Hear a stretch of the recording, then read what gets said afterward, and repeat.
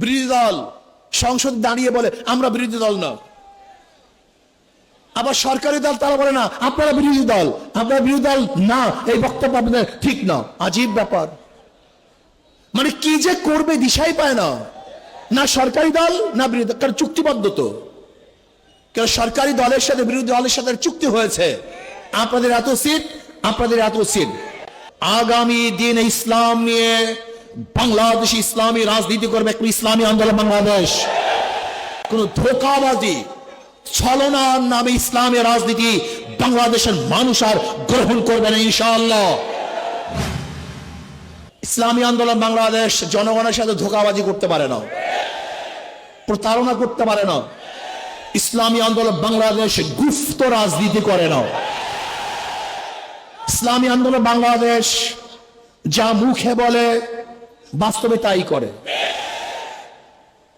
আমরা সরওয়ার্দী উদ্যানে বক্তৃতা করেছিলাম, যদি মুনাফিকি না করেন তাহলে আগামীতে ইসলাম ক্ষমতায় যাবে, কিন্তু কাদের জন্য, কিসের জন্য আজকে ইসলাম ক্ষমতায় যায় নাই? হয়তোবা ভেবেছেন যে আমরা গুপ্তভাবে এড়িয়ে যাব, পালিয়ে যাব না। বর্তমানে গুপ্ত থাকার কোনো সে নাই, সম্ভাবনা নেই, সবকিছু স্পষ্ট হয়ে যাবে।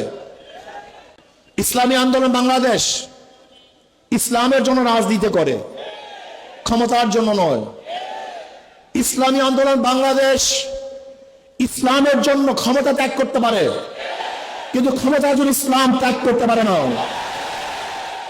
ইসলামী আন্দোলন বাংলাদেশ ইসলামের জন্য ক্ষমতা ত্যাগ করতে পারে, কিন্তু ক্ষমতার জন্য ইসলাম ত্যাগ করতে পারে না। আজকে আমরা পার্লামেন্ট কি দেখতেছি, আবারও কে রাজাকার না, এটা প্রমাণ করার জন্য সময় ব্যয় করা হচ্ছে। আবার কেউ রাজাকার না, মুক্তিযোদ্ধা হিসাবে, শিশু মুক্তিযোদ্ধা হিসাবে নিজেকে প্রমাণ করার চেষ্টা করছে। এগুলি হাস্যকর, এগুলি ঠিক নয়। আবার কেউ মুক্তিযোদ্ধার পরিবার হিসাবে নিজেকে পেশ করছেন। সত্য বললেই হয়, আপনার পরিবারের মধ্যে কে কে মুক্তিযোদ্ধা ছিল, তাহলে জাতি স্পষ্ট মেসেজ পাবে যে অমুকে মুক্তিযোদ্ধা ছিল। আমার পরিবারের লোক মুক্তিযোদ্ধা, কে কে মুক্তিযোদ্ধা, কোথায় যুদ্ধ করেছেন, কোথায় শহীদ হয়েছেন বলে দেন, তাহলে অস্পষ্টতা থাকবে না। আপনারা আগরতলা ষড়যন্ত্র মামলার বিরুদ্ধে কথা বলবেন, আবার ৭১ স্বাধীনতার বিপক্ষে কথা বলবেন, এই দুইটা হয় না।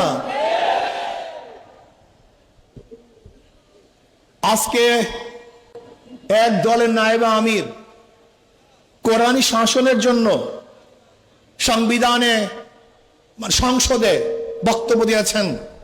আমি আশা করব শরিয়ার পক্ষে বা কোরআন ও সুন্নাহর পক্ষে যেন ওই দলের আমির বিল উত্থাপন করেন, সংসদে কথা বলেন, আলোচনা করেন, এবং কোরআন ও সুন্নাহর আইন পাশ না করলে তারা যেন সংসদ ত্যাগ করেন, ওয়াকআউট করেন। এইটা আমরা দেখতে চাই। এই ফাঁকিবাজি আমরা দেখতে চাই না। নায়েবে আমির থেকে কথা তুলবেন, আবার নিজেরা বলবেন প্রচলিত আইন আমরা দেশ চালাবো। আমরা দেখেছি বর্তমান সরকারি দলের কোন এক মন্ত্রী তিনি বক্তব্য দিয়েছেন, আপনি স্পষ্ট করেন যে প্রচলিত সংবিধানে দেশ চালাবেন, প্রচলিত সংবিধান চান না শরিয়া আইন চান, আপনি স্পষ্ট করুন। আমরা আজকে জনসভার থেকে বিরোধী দলকে স্পষ্ট বক্তব্য দেওয়ার জন্য অনুরোধ করছি, আপনারা কি চান? আপনাদের দলের কে বক্তব্য দিবে যে আমরা কোরআনী শাসন চাই, কোরআনী আইন চাই? আবার ওই দলের কে বক্তব্য দিবে যে আমরা গণতন্ত্র প্রতিষ্ঠা করার জন্য আন্দোলন করেছি, সংগ্রাম করেছি? কি আজীব ব্যাপার! গণতন্ত্র প্রতিষ্ঠা করার জন্য সংগ্রাম, আন্দোলন আর কোরআনী শাসন তো এক না। আপনারা কি করতে চান স্পষ্ট বলুন, সবার বক্তব্য যেন এক হয়। আপনারা এখানে লুকোচুরি করবেন, এটা হতে পারে না। আজকে আমরা দেখেছি অনেক বক্তব্য কেউ কেউ বলেছেন যে ছাত্রলীগের মধ্যে যে হেলমেট বাহিনী ছিল তারা কারা? এই প্রশ্ন আসছে। যদি কোনো একদিন কেউ বলে যে হেলমেট পরিহিত লোকগুলি অমুকে ছিল, আপনার কি জবাব দিবেন?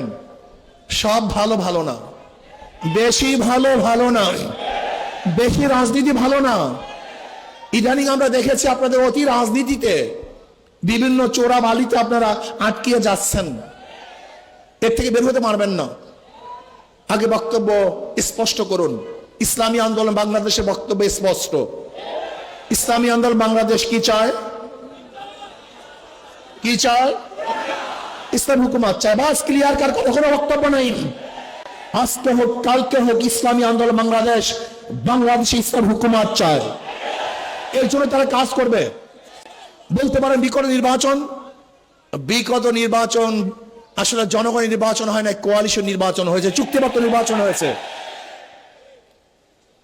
দেখেন আশ্চর্য বিষয়, বিরোধী দল সংসদ দাঁড়িয়ে বলে আমরা বিরোধী দল না, আবার সরকারি দল তারা বলে না আপনারা বিরোধী দল, আপনারা বিরোধী দল না, এই বক্তব্য আপনাদের ঠিক না। আজীব ব্যাপার, মানে কি যে করবে দিশাই পায় না। না সরকারি দল না বিরোধী দল, কারণ চুক্তিবদ্ধ তো। কারণ সরকারি দলের সাথে বিরোধী দলের সাথে চুক্তি হয়েছে, আপনাদের এত সিট, আপনাদের এত সিট। গত নির্বাচন ভাগাভাগি নির্বাচন হয়েছে, জনগণের ভোটে নির্বাচন হয় নাই। বলতে পারেন কিভাবে? এই বক্তব্য তো বিরোধী দলের প্রধান তিনিও বলেছেন, আবার অন্য অন্য হাজারো বক্তারা এবং জ্ঞানীরা বিগত অন্তর্বর্তী সরকারের দায়িত্বশীলরা বলেছে যে গত নির্বাচনটা কিভাবে হয়েছিল এটা তারা স্পষ্ট করেছেন। কিন্তু ইসলামী আন্দোলনের রেজাল্ট কি হয়েছে এটা দেখার বিষয় না, বরং আমি বলবো ইসলামী আন্দোলন বাংলাদেশকে ষড়যন্ত্র করে হারানো হয়েছে তার ইসলামের পক্ষে থাকার কারণে। আমি বর্তমান জনাব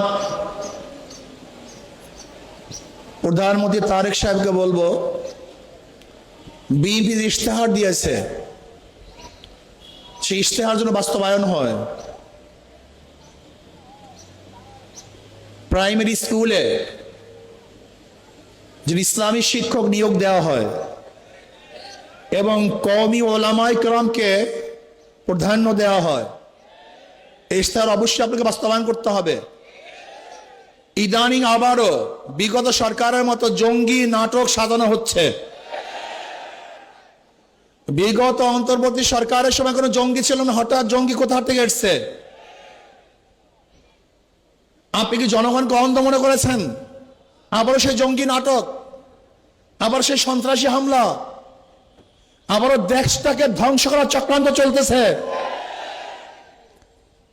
আপনারা বক্তব্য দিয়েছেন মদিনা সনদ অনুযায়ী দেশ করবেন, আমরাও চাই আপনাদের বক্তৃতা অনুযায়ী সেই মদিনা সনদ অনুযায়ী দেশ পরিচালনা করেন। মুখে বলবেন একটা, বাস্তবতা হবে না, জনগণ তা মেনে নিবে না। আপনারা ভেবেছেন ইসলামী আন্দোলন বাংলাদেশ নিঃশ্বাস হয়ে গেছে, তারা বিলুপ্ত হয়ে গেছে? না, ইসলামী আন্দোলন বাংলাদেশকে পরিকল্পিতভাবে হারানো হয়েছে। ইসলামী আন্দোলন হারা নাই। ইসলামী আন্দোলন বাংলাদেশ হারার জিনিস নয়, এটা ধ্বংস হওয়ার জিনিস নয়। ইসলামী আন্দোলন বাংলাদেশ বিশ্বাস করে ওয়ালা তাহিনু ওয়ালা তাহজানু ওয়া আনতুমুল আলাউনা ইন কুনতুম মুমিনিন। ইসলামী আন্দোলন বাংলাদেশ বিশ্বাস করে আগামী দিনে ইসলাম নিয়ে বাংলাদেশ ইসলামী রাজনীতি করবে ইসলামী আন্দোলন বাংলাদেশ। কোন ধোঁকাবাজি ছলনার নামে ইসলামের রাজনীতি বাংলাদেশের মানুষ আর গ্রহণ করবে না ইনশাআল্লাহ। আমি বিশ্বাস করি ইসলামী আন্দোলন বাংলাদেশ এমন এক অবস্থায় আছে, তার স্পষ্ট এক বার্তা জাতির কাছে দিয়েছে। তারা কি চায়? ইসলাম হুকুমত চায়। তাদের মুখের মধ্যে ইসলাম হুকুমত, তাদের অন্তরের মধ্যে ইসলাম হুকুমত, তাদের কর্মসূচির মধ্যে ইসলাম হুকুমত। আমি বিশ্বাস করি ইনশাআল্লাহ আজকে হোক কালকে হোক একদিন না একদিন ইনশাআল্লাহ ইসলাম হুকুমত দেশে হবেই হবে, হবেই হবে, হবে ইনশাআল্লাহ। আর আমি বিশ্বাস করি যদি আমি শহীদি কামনা নিয়ে বিছানায় মৃত্যুবরণ করি, আমি শহীদ হব। আর শহীদের তামান্না না নিয়ে রণাঙ্গনেও যদি দুনিয়ার কোনো স্বার্থে মৃত্যুবরণ করি, আমি শহীদ হব না। ইসলামী আন্দোলন বাংলাদেশ ইসলাম হুকুমত কায়েম করার জন্য যদি চেষ্টা করে, যেরকম হারাম রাদিয়াল্লাহু তাআলা শহীদ যখন করা হয়েছিল, তিনি তখন বলেছেন ফুস্তু রাব্বিল কাবা, রব্বে কাবার কসম, আমি সফল হয়ে গেছি। যখন শহীদ হয়েছিলেন তিনি তখনও শহীদ হবার সময় বলছেন সফল হয়েছি। ঠিক আমি বিশ্বাস করি ইসলাম হুকুমত কায়েম করার জন্য যদি আমি দুনিয়ার থেকে বিদায় হই, আমার নিঃশ্বাসকে ত্যাগ করি এবং আমি যদি রক্ত দিয়ে শহীদ হয়ে যাই, যদি হুকুমত নাও দেখতে পারি, আমি কামিয়াব হব ইনশাআল্লাহ। ইসলাম হুকুমত কায়েম করার জন্য আজকের থেকে আবার আমরা পুরো দামের সাথে নেমে পড়ব, সবাইকে দাওয়াত দেব, সমস্ত মানুষকে আহ্বান করব, ইসলাম হুকুমত কায়েম করতে বাংলাদেশে গণবিপ্লব করবে ইনশাআল্লাহ। আজকে হোক কালকে হোক, এদেশের মানুষ ইসলাম হুকুমতের জন্য রাস্তায় নামবেই নামবে ইনশাআল্লাহ, কোনো সন্দেহ নাই। তো আসুন ইসলাম হুকুমতের জন্য আজকের থেকে আবার নতুন উদ্যমে আমরা কাজ শুরু করব। নয় সমাপ্ত কর্মমোদের অবকাশ কোথায়, বিশ্রামের আমরা হেরে যাব না, থেমে যাব না, থমকে যাব না, রাজপথে লড়াই করবে ইনশাআল্লাহ। আল্লাহ আমাকে এবং আমাদের সবাইকে রাজপথে ইসলামের জন্য, ইসলাম হুকুমতের জন্য লড়াই করার তৌফিক দান করেন।